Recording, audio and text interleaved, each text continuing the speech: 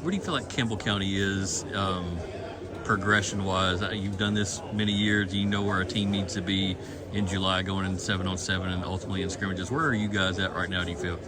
Well, I feel like us. I think football's become a quarterback-driven sport. We are a quarterback-driven offense, and to have Landon Hensley back, only going to be a junior, to me, the way he played as a sophomore, it's about as good as a sophomore can play, I feel, especially what I've seen. So I feel like that gets us, that's the edge for us going into this season. And one thing that makes Landon special is he's a great 7-on-7. He's good at drills. But 7-on-7, 11-on-11 to him is no different. And I think the way that he can play full contact 11-on-11 is really impressive. So in my years being here, I feel like having a quarterback that can play at that level is going to give us an edge going into the season and give us a lot of confidence. He had so many guys around him that were upperclassmen, and as you guys know, and those guys aren't there.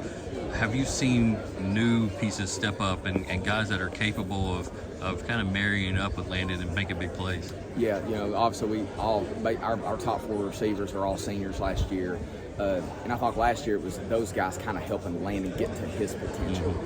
I think this year it's the flip. Landon's kind of there. He's bringing these younger, inexperienced receivers along with him.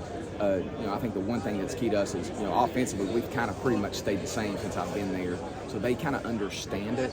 I think now it's just the experience of going against elite talent, going on we can't simulate a Friday night yet, but we can simulate going against really good, talented players and 7-on-7s and scrimmages and just continue to bring them along. I think one thing about the passing game is really it's about what we do. Are we running crisp routes? Are we taking advantage of what the defense has given us? And we can simulate those things, and that's what we'll continue to work on until that first game. Landon had a little bit of struggle there late in the season, kind of threw some interceptions.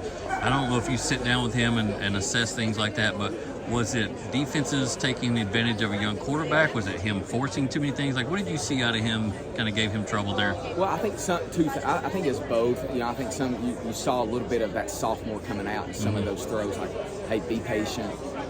You want a fearless competitor back there at quarterback, but you got to play smart. And I think some of those interceptions were that. Some of it were receivers. Some of it was a great play by DB. So, each interception in itself doesn't always fall back on the quarterback. But, I do think that's the one area that Landon has to improve on is eliminate some interceptions.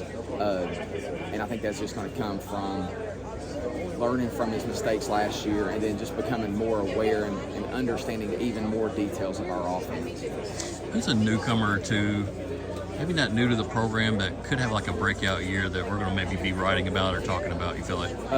He's an athlete. He's playing receiver right now for us, Gavin Owens. He's going to be a junior, a very extremely hard worker.